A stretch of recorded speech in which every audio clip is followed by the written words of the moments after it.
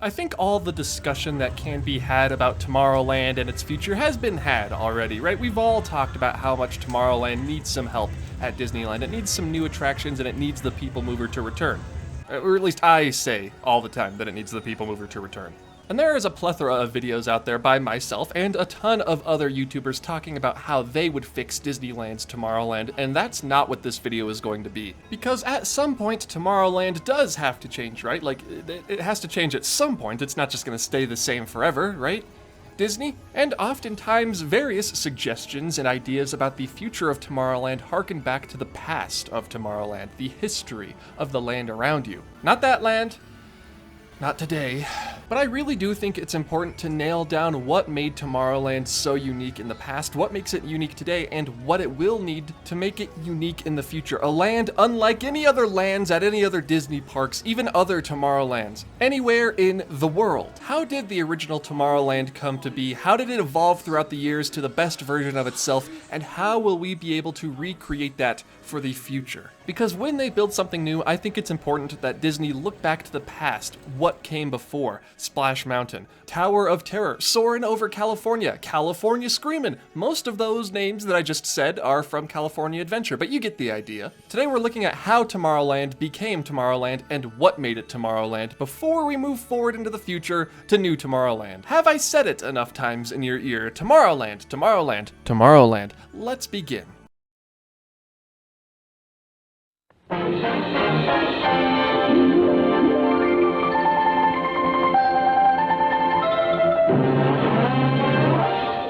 Before our preview of Tomorrowland, I'd like to read these few words of dedication. A vista into a world of wondrous ideas, signifying man's achievement, a step into the future, with predictions of constructive things to come.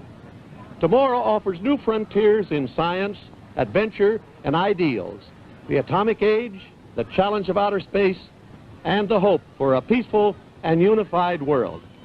Tomorrowland was the very last land completed at Disneyland when it opened in 1955, and to be quite frank, you could tell. You could really tell. Now, I'm not here to say that Tomorrowland 1955 was bad. It was. I'm here to say that it was sort of a early permanent World's Fair, a sort of Epcot before Epcot. And while it promised to show off new and emerging technologies that would soon make our lives easier and eventually take our lives into space, it was more so a big corporate showcase to show off the newest and coolest products that these companies had coming out. That's why there was an aluminum Hall of Fame. That's why there was a Tomorrowland dairy bar and milk port so you could sample the milk of the future. No, it's actually just because the American Dairy Association paid Disney to put it in Tomorrowland. You get what I'm kind of saying here? It was a showcase for companies, not necessarily for the future, although I will admit that that's selling it a bit short because everything that Disney was behind in Tomorrowland, everything that Disney themselves built really was looking toward the future, toward the atomic age. Yeah, that's right, I said it, atomic age. So did Walt there, if you were listening. The atomic age? Yeah, see? Now the phrase atomic age really started to gain popularity after the war into the 1950s, when people thought that everything in the future in their lives would be powered by atomic energy. You had the idea that nuclear power plants were going to be everywhere. Homes were going to be powered by these nuclear power plants because it was just such an untapped energy source that humanity was just now sort of getting a hold of. But there were also some more out there ideas, such as irradiating your food to preserve it instead of you just putting it in the refrigerator, or nuclear medicine. And while some of these technological ideas did end up coming to pass, while others didn't, it was sort of the fad of the age to say that everything was gonna be atom-powered. It would be an era of peace that, quote, would provide the power needed to desalinate water for the thirsty, irrigate the deserts for the hungry,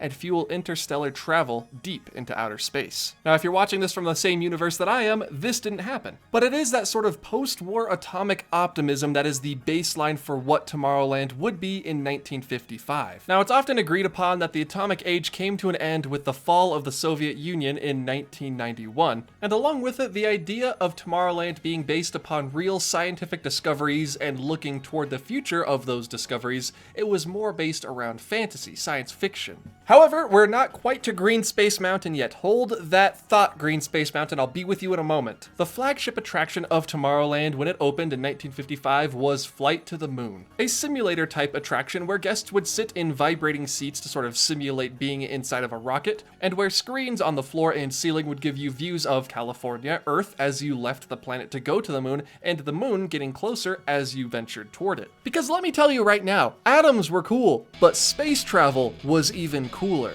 And with both of these aesthetics combined, we sort of get an early prototype of what we know today as retrofuturism, the sort of aesthetic everyone wants Tomorrowland to return back to, including me. The retrofuturist aesthetic looks amazing. Space Mountain is a perfect example. It's sleek, white, and pointed, but also at the same time very smooth as the ridges transition to the spires at the top. This is the future we could have had, everyone. This is where we could be right now. Just want a cool, round, white flying spaceship is all, okay? Sue me. But going back, again, as the years passed after the opening of Tomorrowland, it became more and more of a glimpse into a fantastical, almost sci-fi future rather than one based in reality. Mankind hadn't gone to the moon yet, so that could stay, but the Monsanto House of the Future opened, another retro future icon, the monorail, the submarine voyage. The flying saucers of Tomorrowland opened and then closed because they just didn't work at all. It was a bad idea, and it was a bad idea when they did it again at Cars Land. I thought it was fun, even though you could hardly ever move, but in 1966 and 1967, Tomorrowland sort of took that big first leap away from the atomic age and space travel themed land it was when it opened in 1955 and became more of a world on the move, with the opening of brand new attractions like the Carousel of Progress, Adventure Through Inner Space, and of course, yes, that one. I'm not even going to say the name. Tomorrowland is a world on the move. The best way to see it all is to ride the Wedway People Mover. These vehicles never stop moving, even while passengers board and disembark from a rotating platform.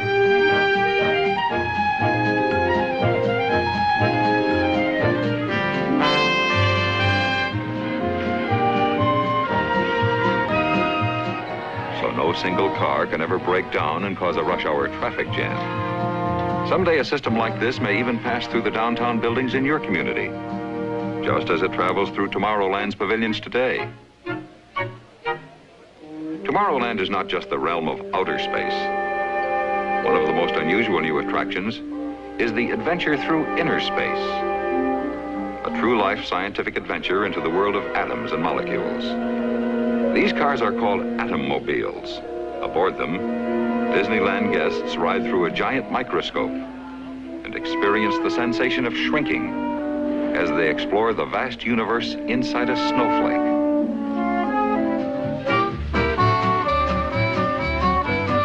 One of the hit shows of the New York World's Fair is now in its new home in Tomorrowland, the Carousel of Progress. Like a carousel, the audience rides, while the stages in this theater stand still. And in the Carousel of Progress, you can get a view of tomorrow, a model city of the future. It's based on a concept developed by Walt Disney for a community he called Epcot, Experimental Prototype City of Tomorrow. Realistic to the smallest detail, this animated model is a living blueprint of new ideas and systems for future cities. The concept for Epcot is one part of Walt Disney's master plan for the future Disney World in Florida. The city of tomorrow, possible today with the technology and imagination of American industry. Now it's here where we enter what I like to call peak Tomorrowland, okay? I know some of you may prefer Star Tours and Buzz Lightyear, but this is Tomorrowland at its apex for me. We're approaching the golden age of Tomorrowland, and when 1977 rolls around, we would enter the golden age of Tomorrowland with the building, construction, and completion of Space Mountain. There was about a 10-year stretch there at Disneyland where Adventure Through Inner Space, the People Mover, the monorail, the submarine, Space Mountain, America Sings had replaced the Carousel of Progress, but what matters was that space was being used. I think when the Imagineers look back at the history of Tomorrowland in order to model and create a new version of it, I hope Tomorrowland 1967 through like 1977 is what they look at. Even though the House of the Future had closed by this point, Tomorrowland was still a very decent balance between predicting technologies of the future you would find in Adventure Through Inner Space and Adventure Through Inner Space's post-show, the People Mover and the monorail being predictions of public transportation systems of the future, like the guy said before, that you would be able to find find in your very own city, while also at the same time being a bit sci-fi with the submarine voyage in Space Mountain. You had those two sides of the coin of Tomorrowland put together and integrated for the very first time, and it worked so well. I don't think New Tomorrowland has to be one or the other. It doesn't have to be a permanent World's Fair installation showing off technologies of the future, but it also doesn't have to be complete sci-fi Discoveryland Jules Verne. There is a middle ground, and they found that middle ground in the 60s and 70s. Although none of this is to say that I don't empathize with the reason they removed Adventure Through Inner Space or the Circle-Rama Theater. At some point, all predictions of the future will either be proven to be right or wrong. Adventure Through Inner Space wasn't really futuristic, it was more of a scientific educational ride. And instead of updating the attraction to bring it more in line with already opened attractions like Pirates and Mansion, they decided to close it down and capitalize on the newest big hit movie that had released, Star Wars, with Star Tours that obviously remains there today, but there are other ways they kept that fantastical vision of the future alive. By re-theming Flight to the Moon, you were on a mission to Mars, actually. And honestly, good on them for Mission to Mars. Still haven't made it to the Red Planet yet in the year of our Lord 2024, so that ride is still a vision of the future, although now it's a pizza restaurant. Everyone knows astronauts love pizza! But as we move forward through time, Tomorrowland became sort of a hangout spot for teenagers, and then eventually budgets were slashed after the failure of Euro Disneyland over in Paris, now known as Disneyland Paris, and the now infamous Paul Pressler cost-cutting era. If you think cutting costs is bad now at Disneyland, the 1990s would like to have a word, because this new sort of quote-unquote remodel of Tomorrowland is essentially what struck the killing blow to the land, and its reverberations are still felt to this day. It's why Tomorrowland could be so much better. The 90s. The dang 90s! The land was now loosely based on the science fiction stories of Jules Verne, like Discoveryland over at Euro Disneyland, you know, the park that failed. And yes, it was loosely based. Some parts of Tomorrowland were changed to reflect this new Jules Verne theme. The Astro Orbiter, for example, was added to where it currently stands today, but there were other parts of the land that weren't touched. Michael Eisner and Paul Pressler decided to close down the People Mover and retheme it into the Rocket Rods. A lot of people think that Harambe's death in 2016 is what brought us onto this darker timeline that we are currently on. No, it's the closure of the People Mover that actually did that. Fun fact. And we also got green Space Mountain to fit in with the rest of the theme of the land, and it did not look good, and they painted it white soon after. The land was a patchwork now. It was completely disjointed. It did not have a vision. You had interventions in the back showing you possible glimpses into the future. You had Star Tours taking you into the world of the movies. You had the Rocket Rods taking you on a tour of Tomorrowland that was slow, and then fast, and then slow, and then kind of fast, and then really slow again, and then sort of fast, and then really slow again. The land wasn't cohesive anymore, and although they've tried to make improvements to it over the years, to this day, the land really still bears the scars of that 1998 quote-unquote renovation that in a lot of ways ended up ruining it. The monorail and Space Mountain are sort of the two last bastions of that retro future Tomorrowland, while oddly enough the rest of the land around it seems to be both modern with like the submarine voyage and the Matterhorn, but also sci-fi with the Astro Orbiter and that main Tomorrowland walkway with the murals and the exteriors of Star Tours and Buzz Lightyear, and the Observatron, which I think honestly looks pretty cool, but it doesn't fit in, right? Nothing in this land really knows what it wants to be. It's a Frankenstein of a land, and what Disney needs to do is either go full sci-fi or full Tomorrowland 1967. I think you know which one I would prefer, but I wouldn't blame them for going the sci-fi route either. It just needs to be cohesive. So now that we've gone over a brief 14 minutes. Now that we've gone over a history of Disneyland's Tomorrowland, we've discussed about the different incarnations Tomorrowland has taken over the years, but now it's time to talk about what the Imagineers need to learn moving forward with the land. One, the future always arrives. We've talked about the Tomorrowland problem on this channel before. Every prediction about the future will either be proven right or be proven wrong over the passage of time. That's why a land ages better over the years if it's set either in a fictional location and time or in a past location and time. Main Street USA, Frontierland, Adventureland, New Orleans Square, these all work because they are set in the past. Fantasyland and Star Wars Galaxy's Edge, these work because they are set in fictional locations. So while they design this new Tomorrowland, Disney should, in my opinion, look toward the future. Still, it's called Tomorrowland. It's not called Discoveryland. It's not called Sci-Fi Land. It's still called Tomorrowland. But that being said, I think they should steer clear of trying to make predictions about technology in the future. We know about aluminum. We've been to the moon. That's why these attractions didn't age well. And instead of focusing on specific technologies, they should focus on aspects of the future, things we should aspire to do and aspire to be when designing this new Tomorrowland. A future where we're optimistic, a future where we live in harmony with the planet around us, a future where humanity spreads out amongst the stars. We're not here to experience the newest VR headset or to see a preview of the new neural implant that lets you play Disney movies directly from your brain. We're here to explore ideas. A vista, if you will, into a world of wondrous ideas signifying man's achievements, a step into the future with predictions of constructed things to come. Yeah, you see what I'm doing? See what I did there? Yeah, see? I could work for Disney. That way you have this new Tomorrowland with attractions that maybe don't have to be educational like Adventure Through Inner Space and are instead more focused primarily on entertaining the guest while still staying within that original framework, Walt's original vision for Tomorrowland. A future where, at no extra cost to them,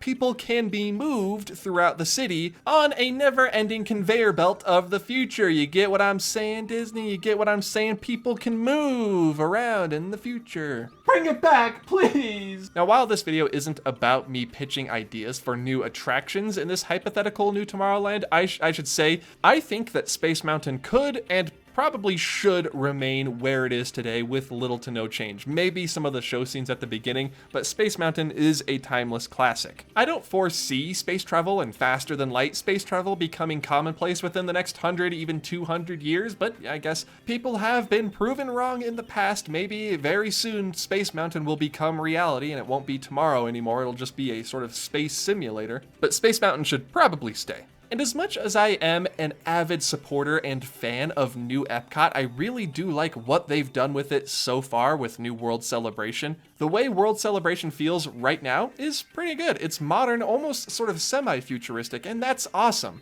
But notice how I said modern. Disney, I would say, only has about 10 to 15 years before that area is in need of yet another retheme. The very front of World Celebration, in front of Spaceship Earth, has that sort of retro-futuristic feel. The fountain and the ball, obviously, both really help with that futuristic vibe. But once you get underneath Spaceship Earth, the whole land becomes a lot more modern, which is unfortunately the same problem that Communicore ran into before it. It felt modern at the time, but as the years passed, it began to look sort of outdated and like an outdoor mall or a business park that you would find in the 80s. I know some people argue that that's how World Celebration feels now. I'm not quite in that boat, but I do think that's how it will feel in 10, 15, 20 years. Now, why am I talking about Epcot in this Tomorrowland video? Well, one, I love Epcot, and two, this is our current sort of baseline for what Disney is building these days that feels futuristic. This and the new Space Mountain project over in Tokyo. And if you had to ask me which of these two I would prefer, it's the Tokyo Space Mountain. It's more fantastical while still being sort of retro-futury sci-fi. Very early Tomorrowland. While I love this is going to age better. I hope that when we get our very first piece of concept art for new Tomorrowland at Disneyland this year at D23 Expo, fingers and toes crossed, everybody, it's gonna happen, that it looks similar to this. It also has one of these bad boys circling it. To wrap up this video, if I were to say to Disney in a single sentence what they need to consider for the future of Tomorrowland at Disneyland, and heck, even Walt Disney World, they need to explore not the technology, not their predictions for the future. That hasn't gone well in the past. Instead, they need to examine ideals, goals for the future. Because while technology and people mover tracks can rust and rot away with the passage of the years, ideas live on forever. And I honestly think at this point in time, like I said, ever since the rocket rods closed and we entered this darker timeline, we could use a little bit of optimism right now. So there you have it, my proposed, at least, solution to the Tomorrowland problem. Tomorrowland doesn't have to be set in sci-fi worlds, it doesn't have to be completely fantasy, but it also shouldn't be based completely in the realm of scientific fact as it exists today. While both of those themes can be done correctly and well, one of them has an expiration date and the other one can sometimes end up just feeling tacky. Green Space Mountain. A Tomorrowland not based on objects from the future, but rather ideals and goals from the future, with a little bit of sci-fi mixed in there is fine, I believe is the most evergreen solution to the Tomorrowland problem. One that Disney may end up solving as we move through the years here, and they, of course, announced new Tomorrowland at D23 this year, right? They have to. They have to. It's important, I think, in Tomorrowland, not just to give people a glimpse into the future, to let them sample new technologies, but also to let them ride a moving vehicle around the land over and over and over again as many times as they want to until the park closes that evening. That is the thesis of this argument here. Bring back the people mover. I'm not over it. I'm never letting the dream die. You thought I dropped it. I'm never gonna drop it. Bring back the people mover. It's time. Sorry. Oh, something just came over me there. I apologize for that. Everybody, thank you so much for watching this video on how I would solve the Tomorrowland problem, drawing from the past successes and failures of Tomorrowland to make something truly unique and something new, something Disney has never done before. It's a bit of a, I would say maybe sort of abstract style of theming. I don't know how you make a bench or a trash can themed around human progress or the goals for the future. But you know, as I said before, I have to identify those goals, living in harmony with the planet, interstellar travel, the fifth dimension. Imagine a dark ride that takes you through a sort of representation of the fifth dimension, done with illusions, similar to like the Haunted Mansion, where everything is an illusion that makes it feel like you've transcended this dimension. Just me? Alright, well, either way, if you guys enjoyed this video, please be sure to hit the like button, and if you're new around here and you want more videos like this where I discuss sort of pitches but also history of lands, hit the subscribe button. A very big thank you, of course, as always, to my supporters over at patreon.com/offhanddisney. They are the ones who help keep this channel going. They help this channel keep moving forward, so to say, and if you want to join their ranks for even just $1 a month, you get access to early videos, and I have some upcoming exclusive videos as well. I'm thinking about doing playthroughs of Disney-themed video games, or maybe even like an offhand book club where we read a different like sort of Disney park historical book every week and discuss it over on the Patreon. If that sounds interesting to you and you are a patron, or if you're not, let me know in the Patreon comments or in the comments down below. If you want to follow me for free, on the other hand, Twitter, Instagram, TikTok, I am at Offhand Disney on all of those different platforms. You can follow me over there. I'm most active on Twitter, but whenever I have something worth posting, I'll put it on TikTok or Instagram. So follow me over there. It's completely free. You don't have to pay for it. As always, everybody, thank you all so much for watching this video. No sponsor this week. It's just you and I talking, just having some fun here at the end card. I never even said it was the end card, but I guess if you've watched my videos before, you kind of know what the end card looks like. Everybody, thank you all so much for watching this video. I look forward to seeing you all in the next one. Probably people mover related at this point. I think I should every video I make just be based around the Disneyland people mover and them bringing it back. I feel like I should just make this a people mover channel at this point. Goodbye.